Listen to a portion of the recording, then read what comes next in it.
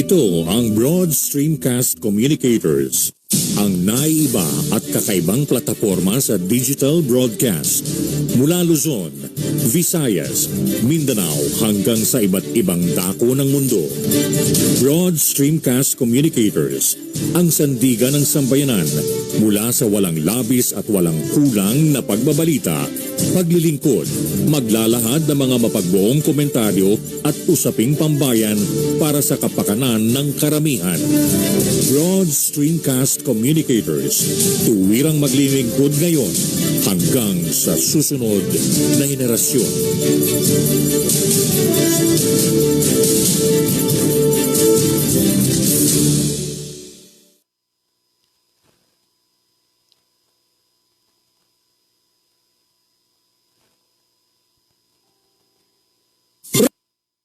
Ratsada Balita ni Double J. Maglalahad ng mga naglalagablab na mga balita sa loob at labas ng bansa. Ratsada Balita ni Double J. Magbibigay daan sa tunay na daloy ng walang labis at walang kulang na mga balita. Ratsada Balita ni Double J. At ngayon, narito ang inyong tagapagbalita, si Double J, Joseph Javier.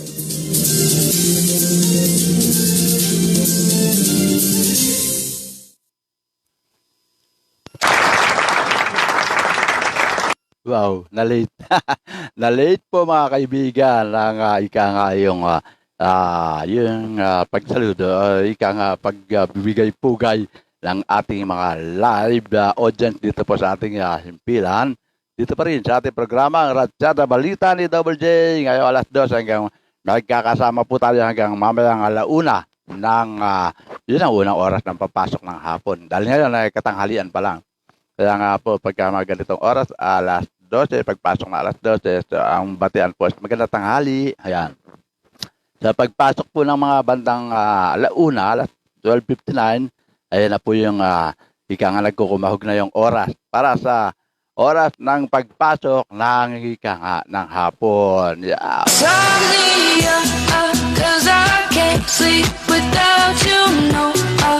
Ayan, dun sa mga nagsasagawa ng kanilang mga pananghalian, ngayong oras na to, ang masasabi lang po ng inyong lingkod ay isang masaya, masagana at masarap na pananghalian. Ayan. At siyempre, binabati ko rin po ng isang masaya at masagana at masarap na pananghalian ang nag-iisang nagmemayari ng bansang Pilipinas na wala iba kundi si Luz Biminda. Yan po ang nag-iisang nagmemayari ng bansang Pilipinas. Although tayo naman may-ari din tayo ng bansang Pilipinas dahil we are Filipino people, pero part of inheritance lang yan. Ibig sabihin, hindi pwedeng sarili na natin dahil ipapamana natin sa mga susunod na henerasyon ng ating lahi. Kaya lahat ng mga Pilipino may-ari po ng bansang Pilipinas yan. Pero nag-iisa lang po talaga. At siya lang may titulo, wala iba kundi ang si Luz Biminda. Yan po ang nag-iisang nagme-may-ari ng bansang Pilipinas. Si Luz Biminda. Yahoo!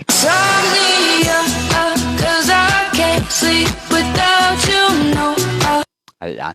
Doon naman po sa ating ngayon pong araw ng Martes. Ang bilis ng araw, ano po? Parang kailan lang tama nga ba? Tama po, araw ng Martes.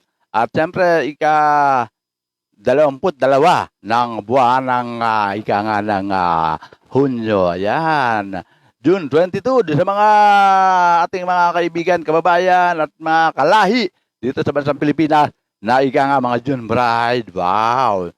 Papasok na sila sa buhay. Masaya nga ba? Magulo? O masalimuot? O ano? Basta lahat naman ng sa umpisa, puro masaya yan eh. Masaya, maligaya. Pero habang tumatagal, nababawasan yung dating masaya, nagiging masay. At yung maligaya, nagiging mali. Ibig sabihin ng mali, pwede nang maligalig. Ayan po. Pero ganun pa man, nasa pagsasama po yan ang mga magiging papasok sa ganyang buhay. At siyempre, Doon po sa lahat ng ating mga kaibigan, kabayan, lalo na sa ating mga taga-subaybay dito sa ating programa Ratsada Balita ni Double J. Tuwing alas 2 hanggang alauna, dito pa rin sa ating himpilang Broad Dreamcast Communicator. Siyempre, ang inyong lingkod ay lagi maghahatid ng mga mahalagang impormasyon. At siyempre, kasabay na rin ang pagbibigay ng ika nga ng mga tinatawag na balita. Balita na naganap hindi lamang po kahapon, kagabi, kanina, hanggang sa mga oras na ito na balita. Ayan po At dun sa mga mantabay, yan sabi ni Christopher Del Santos, one of my top commentator at talagang sharer po natin yan. Sabi na, happy lunch time ka Double J, maraming relief goods sa San Juan City Hall ngayong araw. Wow, bakit kaya? Ano kaya meron? At may pamamahagi na naman ang mayor ng San Juan City. Yan si Mayor Zamora. Yung tatay niyan, kaibigan natin. Dating isa sa mga top aide nga at ika nga close in ni Mayor dating former President Mayor Tocayo Estrada yan. At sabi naman ni Miss Elisa Bautista Javier, mala naman po dyan sa lugar ng kinalalagyan niya. Diyan po sa Public Information Office ng lungsod ng Pasay, diyan po sa Pasay City Hall. Yan po isa sa yan po ang media coordinator diyan po sa Public Information Office. At ganoon na rin, binabati ko rin, siyempre, kanyang hepe. Na wala iba kundi si Mr. June Burgos, ang magandang lalaki ng PIO, ayan, ang Public Information Office ng Pasay City Hall. Ganoon na rin ang kanyang mga kasamahan dyan. Ang heartthrob, si Elmer Mercina. At siyempre, ang ika nga ay yung tinatawag na man of all kind na si Reggie. Yan. At siyempre, ganoon na rin ang kanyang mga kasamahan, mga staff. Sa panguna nga ng isang ika nga habulin po ng mga kababaihan na wala iba kundi si Teddy Ovaga, yan po. Ay, nako, pag nakita niyo yan, kaya huwag kayo magtaka kung bakit sinasabi habulin po yan. At kasi ganoon na rin kay kanyang mga kasamahan dyan sa Public Information Office ng lungsod ng Pasay City Hall, si Ariel Gatchalian, si Pog, at si Shirley. Yan po. Yan ang mga kasamahan dyan. Ganoon na rin, siyempre, ang nag-iisang batang kasama nila dyan, si Mark. Ayan, si Mark Lester, nakatawagin ay si Mac Jo. Dahil napangasawa niya si Jojo, kaya Mac Jojo ang kanilang pangalan. Ayan po, maligayang araw sa inyo dyan at masarap na pananghalian dyan po sa binubuo ng Public Information Office ng Pasay City Hall.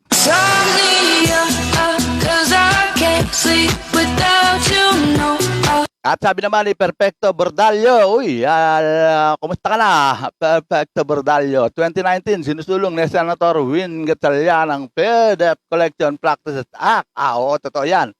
At sabi niya, sabi niya, please click, comment, share, like it, tuloy yan, laban. Yan, oo nga naman. Yan, alam mo, magaling din yan thank you sa information, Perfecto. Si Perfect. At may sinasabi pa si ang dami nating mga comment dito po. Sabi ni Perfecto Bordallo, yun daw sinusulong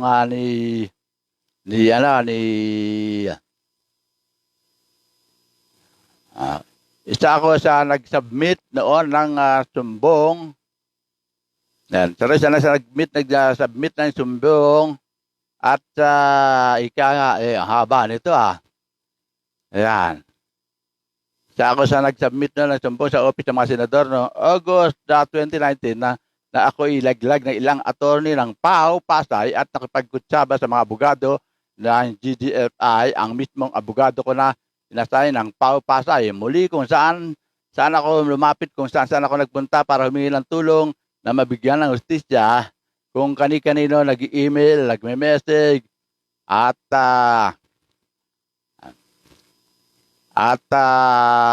ito pa po, marami siyang sinasabi. Ito si Perfecto. Anyway, niyang iyong hinaing. Ayan. Ganun pa man, tuloy pa rin nating programa ang ating paghatid ng mga balita dito pa rin sa ating programang Ratsada Balita ni Double J. At sabi pa niya, ayan, kung kanina nag-email, nag-message, lahat ng sangay ng gobyerno ay nilapitan ko, lahat ng mga politiko at mga kilalang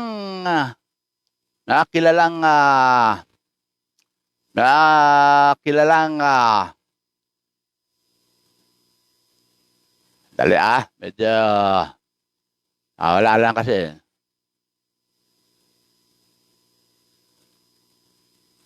Yan. Ang nakilala at pulutong ng mga demonyong mga abogado nito na merong dating arbiter na labor at ex-fiscal ng DOJ. At pag-fiscal dating district head ng PAO at dating PAO. Ayan. Mamaya mabasahin natin lahat yan. Sa ganun, nababasa naman ng ating mga televiewers at followers dito sa ating programa Ratsada Balita. At gagawa natin, pag-usapan natin na mamaya, Perfecto Bordalyo. Just stay put! At tutuloy muna natin itong ating entrada dito sa ating programa Ratsada Balita ni Double J.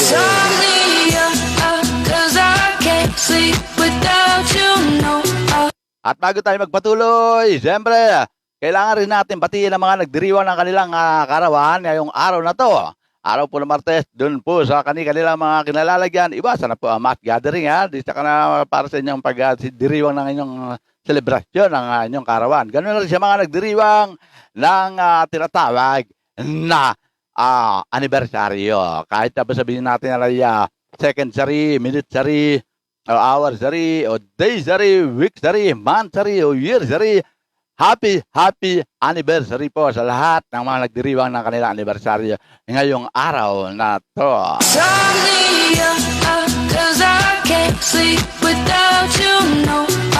At dun sa mga nagtatanong, kaugnay sa lagay ng panahon, ihahatid po na yung lingkod dyan. At hindi lang ang lagay ng panahon, kasabay na rin po ang paghahatid ng mga balita. At siyempre, kasama na rin yung mga public service. On dog.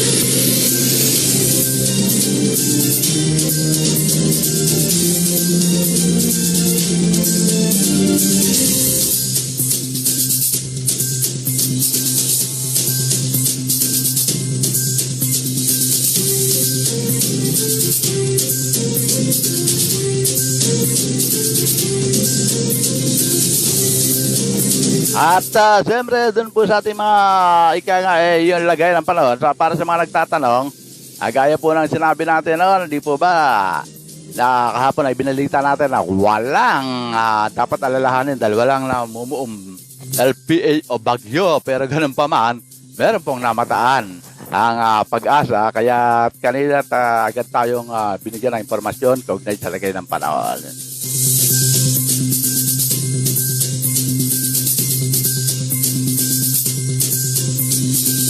Just stay put dyan Perfecto Bordalyo. At mamaya pag-uusapan natin yan, yung hinaing na yan.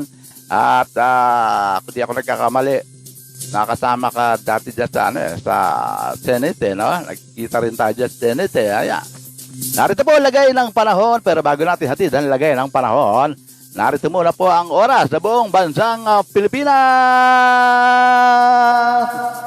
Garap na pong alas 12:16 ng tanghali.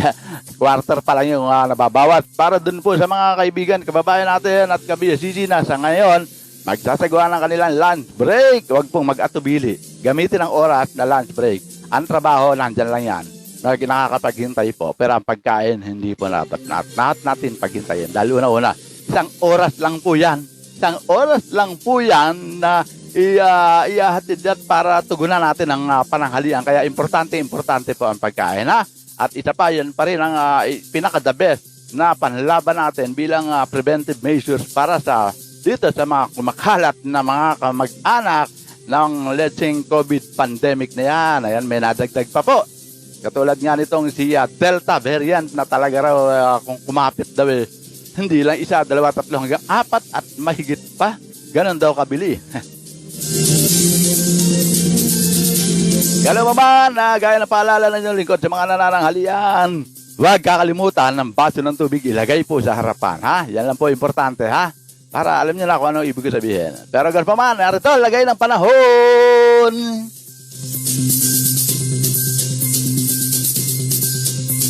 Ang bagyo raw sa silangan dito sa ating bansa, napapanatili ang lakas. Ayon sa Pag-asa. Oh. Pero malaman natin ang kabuuan niya. Ito po ang buwan ng nasabing lagay ng panahon. Napapanatili raw ng bagyo sa silangan ng Pilipinas ang taglay nitong lakas na nakalipas na magdamag. Ayon sa Pag-asa, huling namatahan ang naturang tropical depression sa layong 2,460 km sa silangan ng Southern Luzon. Taglay nito ang lakas ng hangin na 55 km per hour malapit sa gitna. May pagbugso naman ito na umabot hanggang 70 km per hour at kumikilos ang nasabing bagyo ng hilagang silangan sa bilis na 25 km per hour. Hindi naman ito inaasahang tatama sa lupa, ngunit palalakasin ang pag-iral pa rin ng hanging habagat na patuloy na umiiral dito sa ating bansa. Yan lang po ang umiiral sa atin, ha. Yung kung may mga pagbabago minsan na akala nyo biglang umuulan, biglang lumalamig, dala po yan ang ika nga ng thunderstorm habagat. Yan po, dahil yan po yung kaakibat po ng intertropical convergence. Pero bagyo, andun lang sa may bandang kalagitnaan ng karagatan na nahati mula dito sa ating bansa at patungo doon sa bahagi ng Borneo, patun China, ganyan. Doon na lang sila. Doon na lang dumiretso, di ba? Malaki pa ang papasyalan nila. Hindi katulad dito sa atin, maliit lang eh. Pero tataka ako kay Dante kung bakit 8 beses naglandfall at ayaw pang umalis dito sa ating bansa. Ayan. At yan po, lagay ng ating panahon. Yan po, lagay ng ating panahon. Ngayong araw, hanggang sa mga susunod na araw. Kaya huwag na pong asahan yung bagyo na maglalandfall dito sa ating bansa.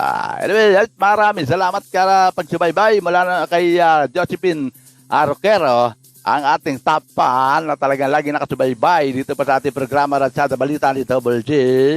Ayan, one of my top. Alam niyo po yan si Josephine Roquero. It's dating kandidata ng Binibining Pilipinas way back 70s, between 80s yan po. Between 70s and 80s yan po. Shout out si Sir Ben Paipon. Sabi shout out daw si Sir Ben Paipon.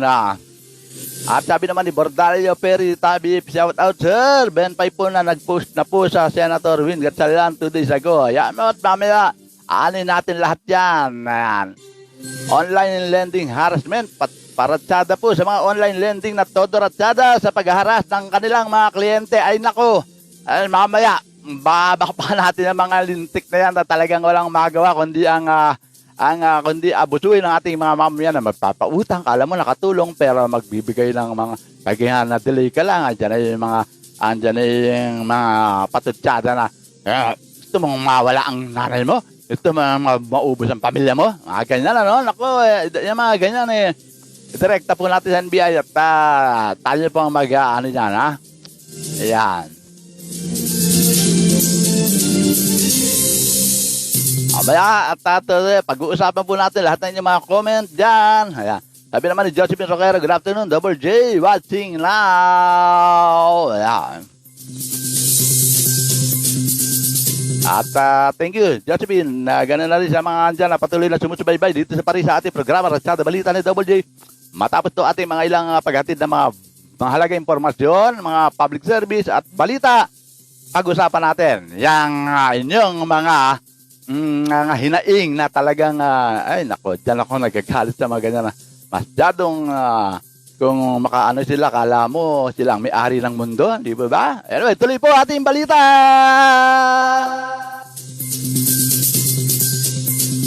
At samantala, ating public service, ito po, di sa mga ating mga motorista.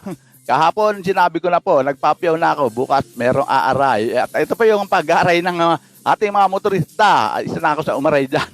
Dahil nagsimula na kung mga kumpanya ng langis sa pagpapatupad ng dagdag presyo sa kanilang produktong petrolyo. Merong 79 centavos sa kada litro ng diesel at 75 centavos naman ay tataas sa kada litro ng gasolina. Aray ko. Habang meron naman 70 centavos taas presyo sa kada litro ng kerosene o gas. Ayan po yung sinasabi natin Yung nakaraang linggo, konti-konti. Hindi pa biglain no? Pero pag magro-rollback sila, malaki na yung 40 centavos. Nakakain. Ito na ang pang-apat na linggo sa pagtaas ng presyo ng langis na itinuturong dahilan ay ang malaking demand sa pandaigdigang pamilihan. Ay, nako. Pero kung inyong matatandaan, ewan ko lang kung buhay na kayo na. Ako, kasi nag-aaral ako na. Meron tayong isang kababayan na isang scientist. Nakatuklas siya ng tubig, pwedeng gawing gasolina. Pwedeng magpatakbo ng sasakyan. At hindi binigyan to ng atensyon ng ating pamahalaan. So, ang ginawa, ayun, napunta na, mayaman na po ang ating kababayan dahil kinuha yan ng isang western country sa kanyang natuklasan, sa kanyang nalimbag ng King Talino kung paano niya ginagawa. Ayun, ginagamit na po sa bahagi ng western country. At nandun na po ang buong pamilya ng nasabing Pilipino. Ayan. Sana kasi binibigyan natin. Kasi alam na natin kaya hindi binigyan pansin ng ating pamahalaan ng mga panahon na yun. Dahil alam nila, malaki mawawalang kita. Di ba? Yan ang mga dahilan. Ako, imbis na dapat itaguyod. Ang laki may tutulong. Hindi yung katulad na ganito nakataas. Sabihin mo bang, 50 centimos yan eh. Ang bigat sa bulsa po na. Ako. At samantala, isa pa rin po sa ating public service. Yan, para sa mga taga-Maynila. Ito po, dineklara na ng Malacanang na special non-working holiday sa lungsod ng Maynila sa darating na June 24 ng taong kasalukuyan. Yan po, batay ito sa nilabas na Proclamation number 1167 na pirmado ni Executive Secretary Salvador Mediadia. Ito ay bilang selebrasyon ng ika-450 founding anniversary ng Maynila sa nasabing petsa. Manila Day. Nakasaad dyan nasabing proklamasyon sa pagdaraos ng mga aktibidad kung kaya't pinayuhan ang lahat ng mga pairalin pa rin ang social distancing at public health measure. Pero may mga matitigas pa rin ang ulo dyan. Naku!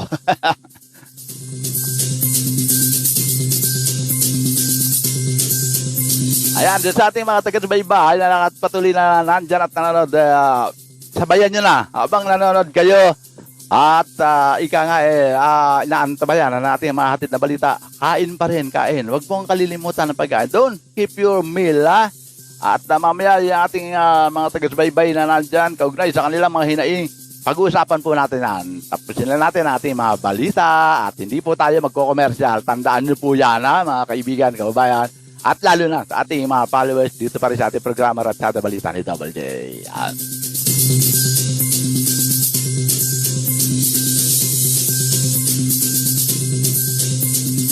Samantala, narito na po ang ating mga ulo ng mga balita na naganap, hindi lamang po kahapon, kagabi, kanina, hanggang sa mga oras na to na balita.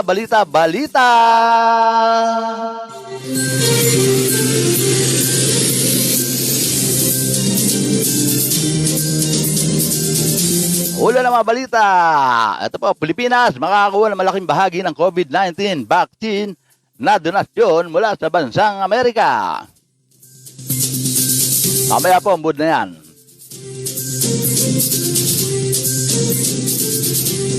Samantala, alok na tulong ng bansang Israel sa vaccine rollout sa Pilipinas. Pinuri ni Senator De Lima. Kita nyo, kahit nakakulong yung ating ali.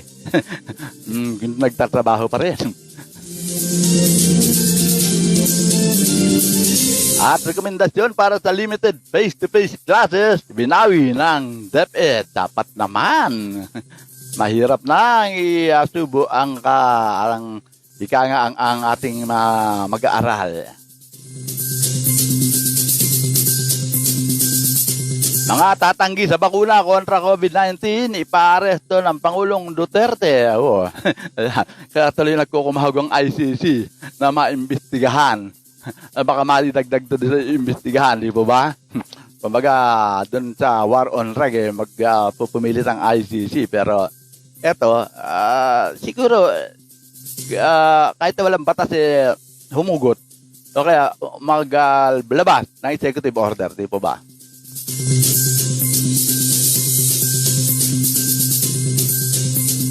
Samantala, Senator Amy Marcos nagpapaalala sa kakulangan ng supply ng syringe para sa COVID-19 vaccine. Yun daw po mga pang-injection. Yan. Ang Force of the Philippines Pension System kailangan na balansehin para sa mga nasa aktibong serbisyo at maging retirado. ayon kay Senator Bongo. May pinupush na Senate bill, ha? Mamaya po malaman natin ang buod ng balita na yan.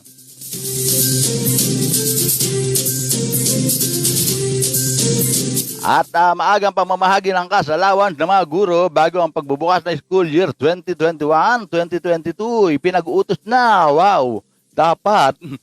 Baka mamaya kung kailan saka pa lang nagamit na nga yung para sa mga public hospital employees, health workers ng DOH na i-divert para sa COVID-19 yung kit. Tapos biglang buti na lang naagapan ng DepEd. Nabuhay po kayo.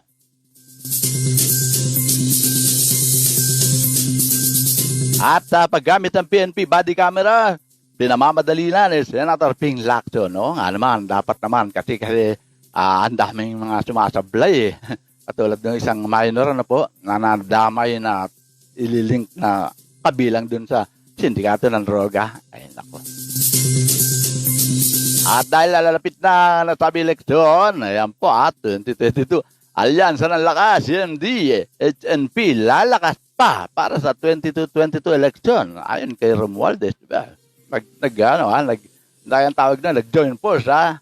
Ang Lakas CMD at ang HNP. Ano ba ang HNP? Ang hugpong ng pagbabago. Ayan pala, nag-alyansa na sila. Ayan.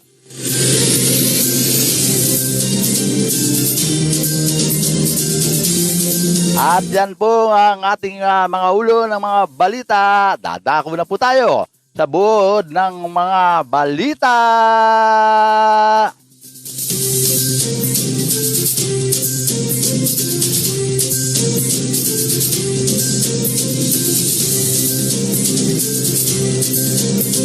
At bago po tayo dumako sa buod ng mga balita, oras muna po sa buong bansang Pilipinas.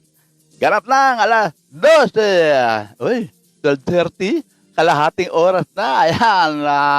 Doon po sa mga kumakain at ika nga yung mga medyo nag-atibili pa na lumabas dahil tinatapos. Wag nyo nang mamaya po. Balikan nyo yan. Ang trabaho makakapaghintay pero ang pagkain, isang oras lang po yan. Baka mamaya kung kailan na quarter to 1 doon ka kakakain, nagmamadali ka. Ang hirap po nun. Di baling mamaya nyo na ulit at ituloy ang trabaho. Unahin muna po yan. Yan lang naman po ang pwede kong maitulong sa inyo bilang paalala. Alam niyo naman po tayo, may kasabihan tayo ang paalala, gamot sa mga taong nakakalimot.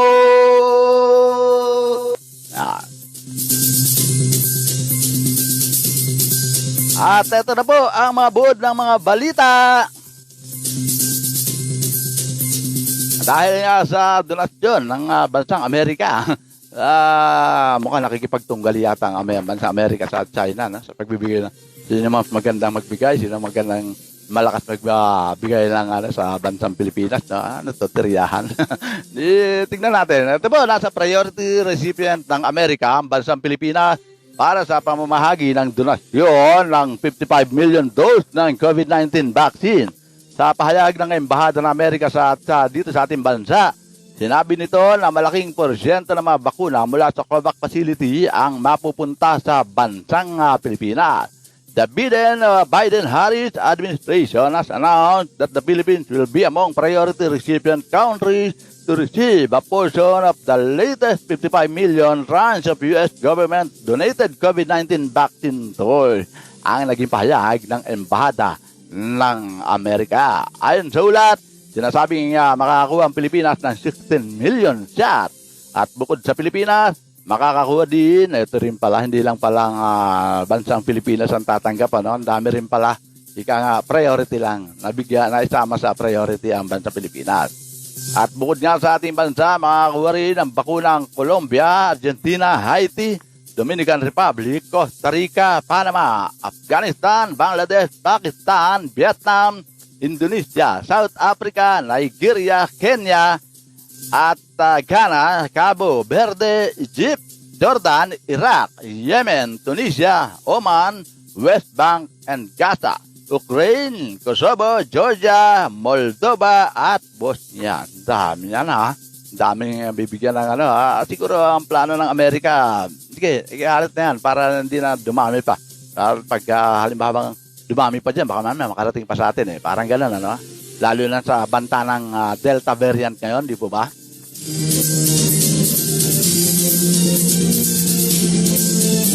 At sabi, shout out daw sa Kongreso at Senado. Sino kaya ito, ha? Ay,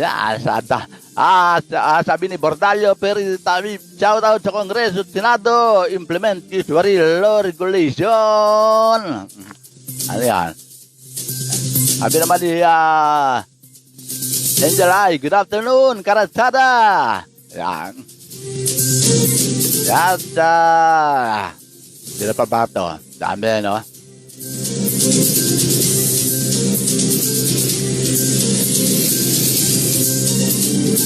Anyway, mamaya, basahin po natin lahat yan at tunahin lang natin para sa gano'n hindi na bibitin natin ating mga televiewers dito sa pag-antabay sa mga balitang hinahatid ng inyong lingkod. Dito pa rin sa ating programa Ratsada Balita ni Double J. Siyempre, kaagapay ang ating himpilang Broad Streamcast Communicator.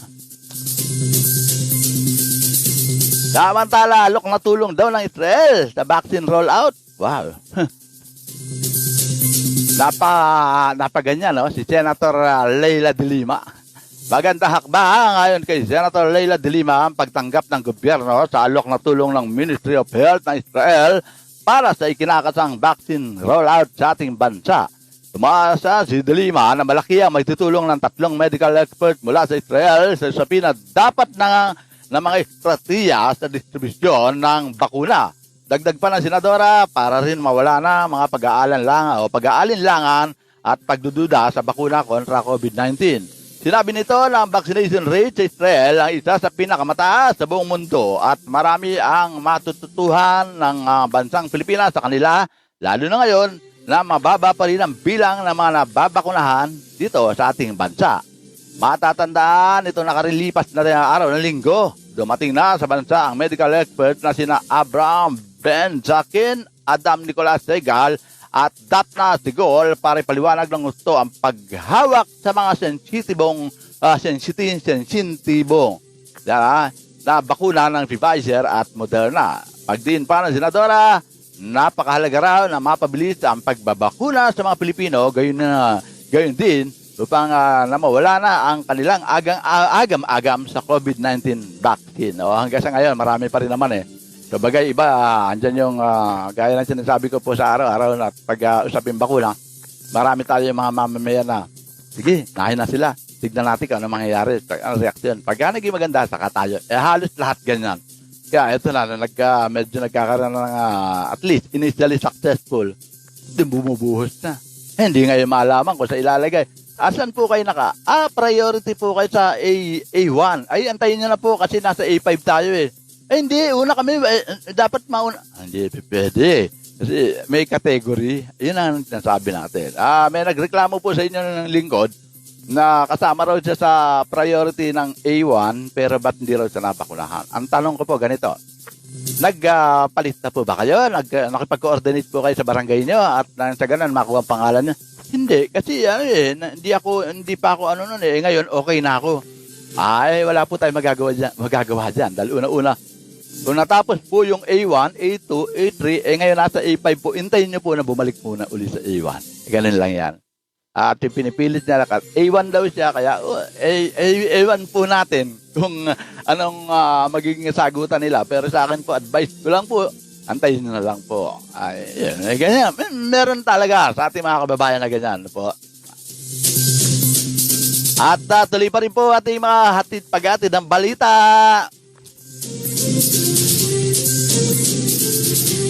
Samantala sa naging yung pong public briefing kagabi sa Malacanang, ito po, hindi pumayag si Pangulong Rodrigo Duterte kaya't minabuti ng Department of Education o DepEd na bawi na ang kahilingan na makapagsagawa ng limited face-to-face classes sa elementary at high school sa low-risk area.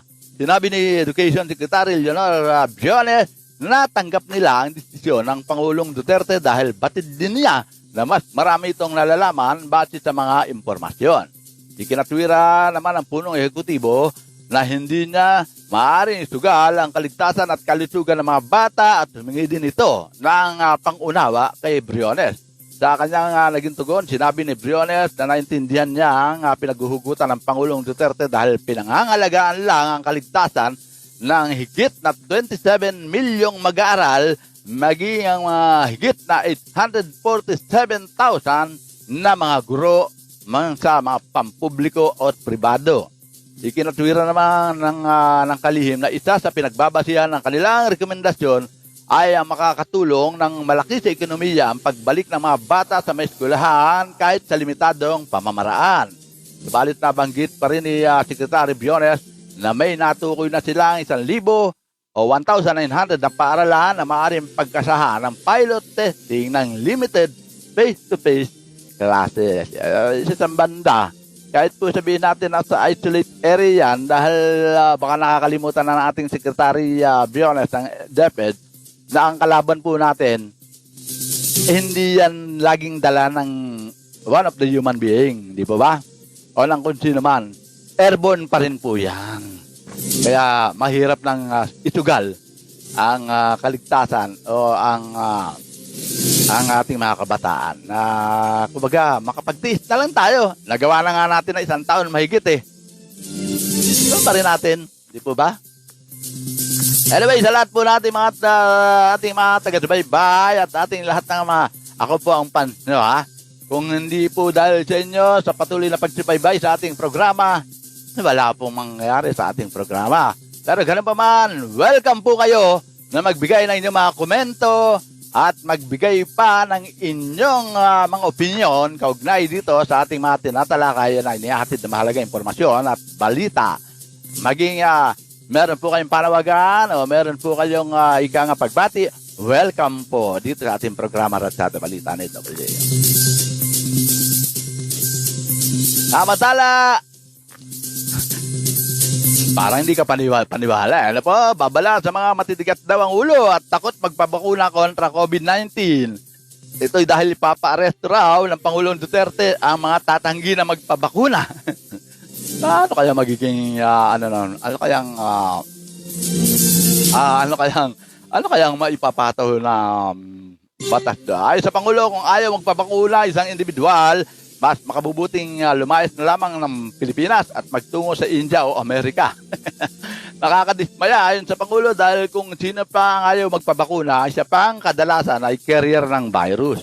Hindi na niya dapat na pairali ng pagiging matigas ang ulo dahil merong national emergency at pandemya ang bansa laban pa rin sa COVID-19.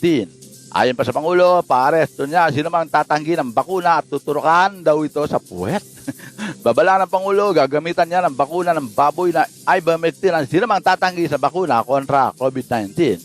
Utos ng Pangulo sa Department of Interior and Local Government at mga opisyal ng barangay, ilista ang mga matitigas ang ulo at ayaw magpabakuna. Ano kaya ang susunod na mangyayari dito sa deklarasyon ng Pangulong Duterte? Sa banda, karapatan ng bawat isa kung ayaw mo, ayaw mo. Gusto mo. Di ba? Pero yung diyan na naman papasok ang Commission on Human Rights. Pero ang sinasabi ko po, madalas sinasabi ko doon sa mga matitigas ang ulo na laging nahuhuli na walang face shield, walang face mask, na mga third offender, more than third offender na po sila talaga, lagi na-aresto. Lahat yan, mabot na more than 3,000 o less than 4,000. Sabi ko, gawin po dyan, suggestion ko sa pamahalaan, kunin lahat yan. Kasi pag ikinulong nyo, kalaban nyo ang Commission on Human Rights. Lalabag daw kayo sa karapatang pantao. Di po ba? Dahil wala raw batas na para... Okay, kunin nyo mga yan, dalin sa West Philippine Sea at dun ilagay. At least may tao tayo ron, di po ba? And at the same time, may initiative naman sila. Meron silang tatanggaping initiative habang nandun sila. At dun, pwede nilang gawin ang gusto nilang gawin. Hanggang gusto nila, wag silang mag-face mask, face shield. Ang importante, nakikita ng bansa dyan, uy, may mga tao, may mga Pilipino na nandun. Hindi po ba? Question lang po yan, ang inyong lingkod. Samantala, nangangamba raw si Senator Amy Marcos na maaaring maapektuhan ang kakulangan ng supply sa buong mundo ng siring o hiringgilya ang pagkasa ng vaccination program ng gobyerno. Anya, mababaliwala ang pagbuhos ng COVID-19 vaccine sa Pilipinas sa mga susunod na buwan kung hindi naman sapat ang supply na ginagamit na loaded face siring o hiringgilya. Binanggit nito na may gumagawa ng LDS ring sa bansa, ngunit higit pa sa report ng kanilang supply ay iniangkat ng mga bansa sa North America. We need to secure our domestic supply through import. The expense involved that challenge the DOH since the beginning of the year, ayon sa namumuno sa Senate Committee on Economic Affairs. Paliwanag niya, kapag ginamit ang LDS ring, ang 40 million Pfizer dose ay maaaring 48 million dose. Kaya hirit niya ay mag-advance order na para sa LDS ring. Yan mga ganyan mga paalala na po na nakikita ng ating mga mambabatas. Kaya ano yung mga nagiging kakulangan. Pero ang problema minsan parang hindi tinatanggap ng lalo na sa mga namumuno ng NTF o ITF na parang sinabi nila, wag ka na makialam. Alam namin ginagawa namin. Parang gano'n eh. Di po ba? Mas maganda nga yun nagkakaisa eh. Ano yun? Oo nga, tama si ganda. Ang mababang kapulungan ng Kongreso, madalas po ganyan. At papadala po ng mga mensahe na ganito, hindi po press release, kundi yan, meron silang sinusulong na bill. At the same time, subject for approval po para pag-usapan. Pero, ang nilalaman nun is nakakabuti for the whole of our nation.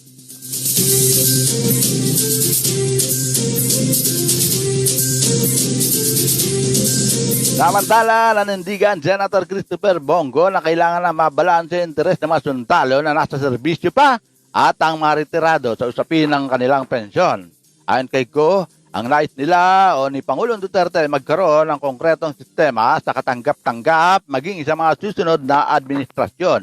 May panukala Senate Bill number 1419 ang inihain ni Go sa Senado noong nakarang taon at anya layo nito ay mabalanse ang interes at kapakanan ng mga retiradong sundalo at gayon na rin po. Gayon na rin ang mga nasa serbisyo pa. Kung hindi natin masusolusyonan ang problemang ito ngayon, baka mas lumala pa ang sitwasyon at kawawa hindi lang ang pensioner, kundi ang mga taong bayan. Long term po ang solusyon na gusto namin ng Pangulong Duterte. Ito ang naging paliwanag ng nasabing senador. Paglilinaw pa niya, ang pagbabago sa pension system ay patutupad lang sa mga papasok na sundalo at hindi ang mga nasa serbisyo na o nagretiro na. Yung reforma sa pensyon magsisimula dapat sa bagong pasok sa sundalo para alam nila na may pagbabago sa pensyon bago pa sila mag-duty at wag nating galawin yan yung inaasahan or natatanggap na pensyon ng kasalukuyang sundalo. Yan po ang bagay sa banda kailangan kasi ang mangyayari niyan parang naid sa pera yung mga bago eh. Parang hindi sila kasama. Kumbaga parang nasa ka pa lang, kailangan meron kang ma-meet na target para ka makasama. Parang gano'n, di ba? Pero in fairness, yan po yung mga bago ang unang sumasabak sa pakikipaglaban. Kumbaga sila po yung balagoong. At para naman po sa ating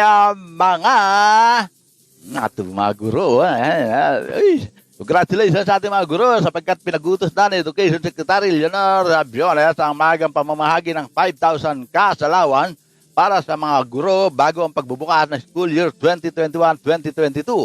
Sa ilalim ng Joint Circular Number 2 S-2021, ang DepEd at Department of Budget and Management pinahintulutan ang kalihim ng DepEd sa mas maagang schedule ng pamamahagi ng cash allowance dahil sa isang memorandum na inilabas sa field offices ni Undersecretary for Finance Annalyn Sevilla at Assistant Secretary for Finance Ramon Piel Abcede. Inaprubahan na ni Briones ang paglalabas ng cash allowance simula June 15. Yan po June 15, 2021. Ibig sabihin yung subject for approval. So, ito pa lang po ilalabas yung nasabing allowance niyan dahil dun pa lang na-aprobahan. Tulad na nakasaad sa budget law para sa 2021, ilalaan ang 5,000 cash allowance sa pagbili ng mga supply at materyales sa pagtuturo, pagsasagawa ng iba't ibang uri ng pag-aaral, internet at iba pang gastos sa komunikasyon at para sa kanilang taunang gastos sa pagsusuring medikal.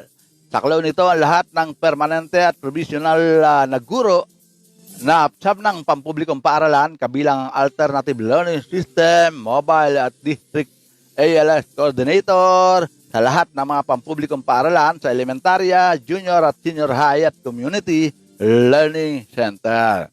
At dito na hindi entitled naman daw sa cash allowance na nakabase sa pro rata ang mga magpapatuloy sa tungkulin matapos ang leave at naatasan ng kahit isang teaching load sa 2021-2022. Pero hindi raw kabilang sa cash allowance sa mga pampublikong guro na walang teaching load, absence without leave, nasa indefinite leave of absence, maternity leave, study leave, guilty sa anumang pagkakasalas na may kinalalaman sa kanilang trabaho at mga wala sa serbisyo sa opisyal na simula ng taong klase. Ayun naman pala, hindi pala lahat yun. Yung bagay, wala ka na sa privilege, tipo ba? Ayan.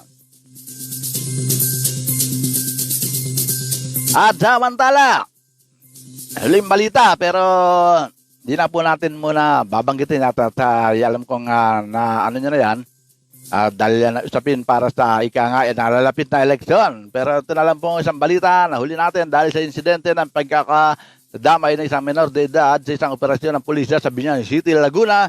Inihirit ni Senator Pampilio Lacson na madali na ang pagbili at paggamit ng mga body camera ng mga pulis. Sabay nito, maasta si Lacson na agad magbibigay linaw na ang Korte Suprema sa paggamit ng body camera sa katwiran niya na mababawasan ito ang pagkakaroon ng magkakaibang bersyon ng mga insidente. Ang tinutukoy ng senador ay ang pagkakapatay sa isang 16 anyos na binatilyo kasabay ng pagsisilbi ng warrant of arrest sa isang sinasabing wanted drug personality. Ayon naman sa mga operatiba, nanlaban ang kanilang aarestuhin. Ngunit ayon sa mga kaanak ng biktima, ay nadamay ito at walang kinalaman sa droga ang menor de edad. Ipinunto ng senador na makakatulong ang body camera sa inihaharap ng mga ebidensya at maaaring mapigigilan din ito ang mga pang-abuso sa bahagi naman ng mga kapulisan. Sa banda tama po yun. Kaya lang, minsan sila may hawak ng camera, sila may control. Baka naman sabihin, ito na po, lobat ganyan Di po ba? Yan po yan na natin, analysis lang natin yan, kumbaga, para makagawa na, andyan. Siguro nag-malfunction, kaya ganyan, hindi gumana, ayaw nakpo. Anyway, yan po ang mga kalipunan ng ating mga balita ngayong araw ng Martes. Dito pa rin sa ating programa Ratsada Balita ni Double J. At siyempre, meron po tayo nalalabing 10 minuto, kaya dako naman tayo dito sa ating mga komento dito po sa ating programa. Ayan po, magsimula tayo. Ayan. Wala siya. Saan po na ito, no? Ayan. Ano po natin lahat, ha? Sabi ni Charlie Fry, Duterte, ang kana naman, puro ka pananakot, ang hilig mong bastusin. Oo nga naman. Ang hilig mong bastusin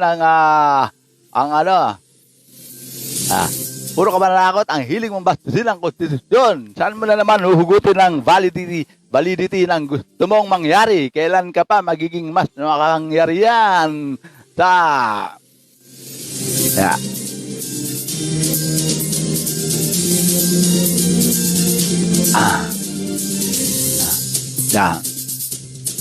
Gusto mo mangyari, kailan ka pa magiging mas makapangyarihan sa sarili mong katawan? Check mo muna kung positive ako o hindi. Paano kung negative?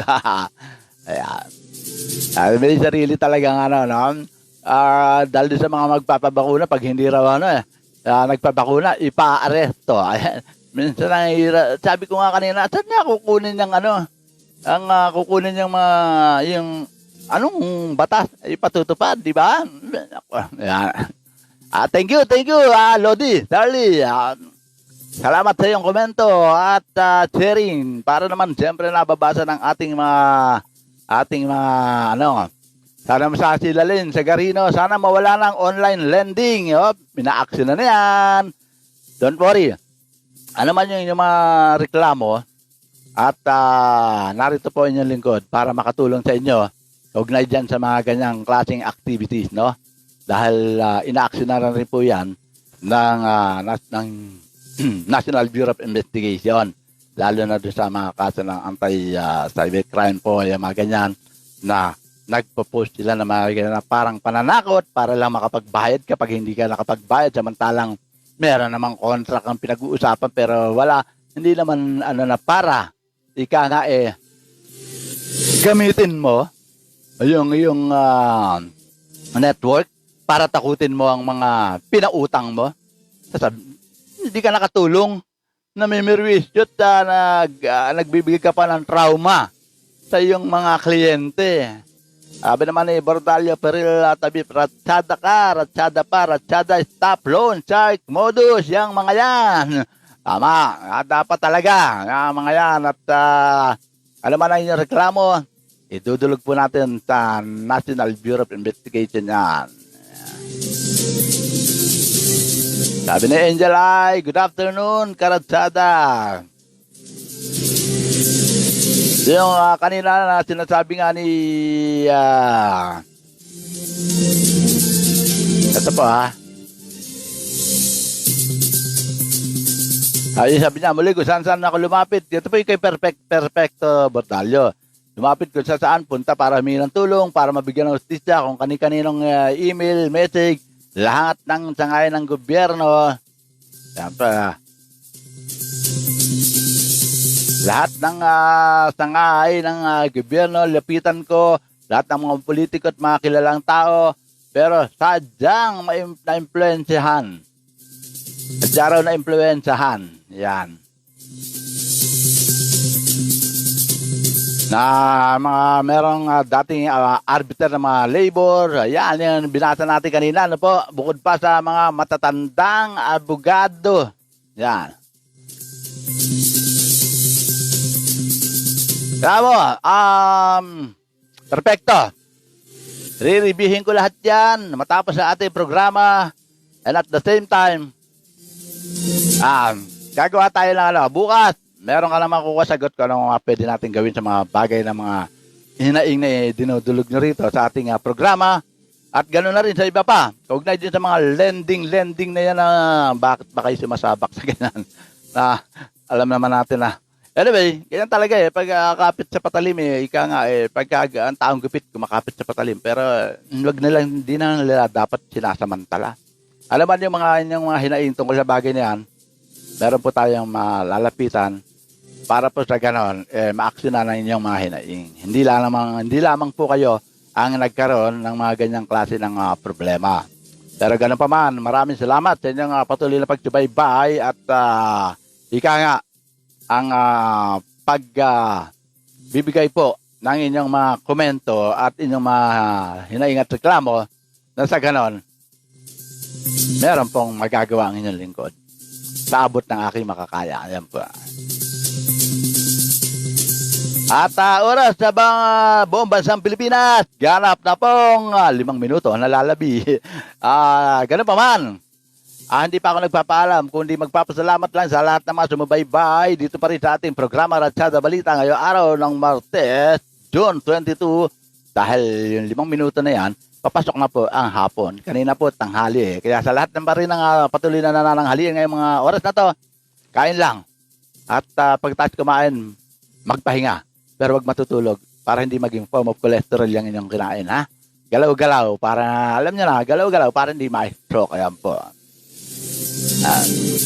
At maraming salamat kay Christopher De Los Santos, kay Lisa Bautista Javier ng Pasay Public Information Office ng Pasay City Hall, kay Perfecto T. Bordalio,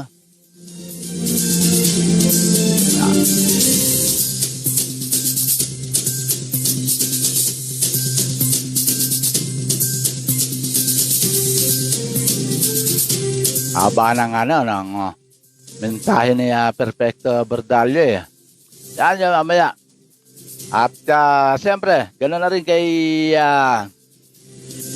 Bordalio Perry Tabib, kay Josephine Roquero, one of my top fan, at kay Angel Ay, kay CJ Flores. Yan, good afternoon po. At kay Leslie, Charlie Bly, kay Seth Bayjandi, malulugi kasi mga investor ng langis natin. Sabi na ako.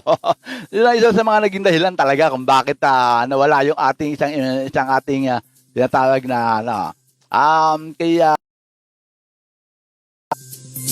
mamaya at lahat na ngayon Anyway, maraming salamat sa inyo sa patuloy na pagsubaybay dito sa ating programa. Pero ganun pa man, may oras pa tayo na lalabing 3 minuto. Kaya samantalahin ang pagpapasalamat sa lahat ng mga sumabaybay. Yan, sabi ng one of my sharer, Perfecto Bordalyo, mabuhay Double J at Broad Streamcast. Salamat at magpapatuloy pa rin ang pagsiservisyo sa inyo. Yan, si J. Flores, thank you. Yan. Kay Set by Jandy. Oh, gumot ka na. Si Unico Iho. Ayan. Kay Lodi Charlie Fry. Hengde or no hengde. And the winner is hengde pa rin. Ayan. Hindi pa rin. Ayan. Hindi pa raw kasi maubos. Madami.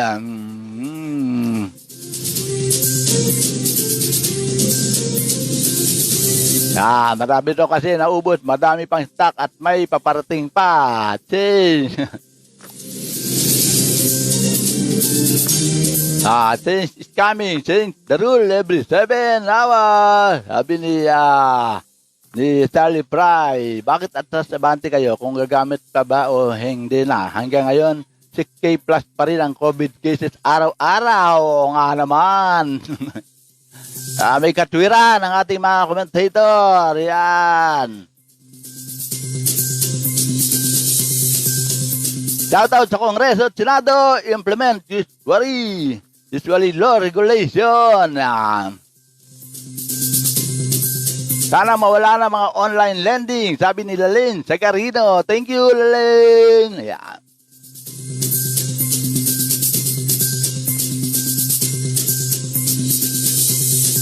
At mala naman kay Grace, Cash B, Cash Jeep, Net Loan, Pipiso lahat na, oo nga naman, no? Sabi, yan nyo, lahat yung mga yan at aking babasahin na kamaya at lahat naman yung mga hinaing at reklamo, ipapalo up ko po yan sa mga kinauukulan. Sana po sir, matagal na po yung mga online application na yan. Grabe, mga haras nila kumontak sa mga reference. Ay, hindi. Basta po merong, kasi kung ano nangyari, pagka kayo lang po magre-reklamo, minsan hindi nabibigyan na aksyon. Pero pag may kasama kayo na parang ika nga sa makatawid na mga katulad namin na dihamak na nangangatok at nangangalampag, ma-aksyon naman po sila. Yan lang. Yalo! At dahil wala na tayo oras, muli ang pasasalamat na inyong lingkod sa lahat ng sumubaybay dito sa ating programa Ratsada Balita ni Double J. At hanggang bukas, ano man yung inyong mga naging hinaing at komento, may kasagutan po bukas. At meron po tayong maibibigay na advice para po sa mga pangyayari yan. Re-reviewin ko po yung lahat yan mo. At siyempre, hindi po ako nagpapaalam, kundi ngayon lang po ito. Bukas, magkakasama tayong muli, ha? At laging iniiwan sa inyo ng inyong lingkod ang katagang God is always on our side. Tandaan niyo po, wala siya sa harapan at lalong wala siya sa likuran natin. Nasa tabi lang po natin siya. Kaya naman po ang ating problema kinakaharap lalo sa mga panahon na ito bilang paglaban natin sa mga pagsubok na dumarating sa ating buhay. Basta kaya natin, kayanin natin. Huwag natin iasa sa Panginoon. Pag dumating na yung time na talagang hopeless ka na, saka ka tumawag sa Kanya, hindi ka niya pababayaan. Kasi ayaw ng Panginoon na, kaya mo naman eh. Kaya nga nilagay kita rito sa mundo ibabaw para makakayanan mo yan eh.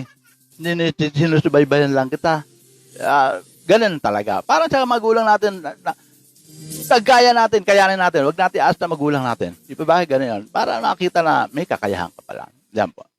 Muli, maraming salamat. At for the meantime, nagpapaalam lang to ang inyong lingkod. Ngayon lang po to, pero bukas magkakasama tayong muli Turn off the Natunghayan at napakinggan ang mga pangunahing balita at paghimay sa mga pangyayari at mga kaganapan dito sa Ratsada Balita ni Double J sa pamamagitan ng Broad Streamcast Communicators. Hanggang sa muli, maraming salamat po.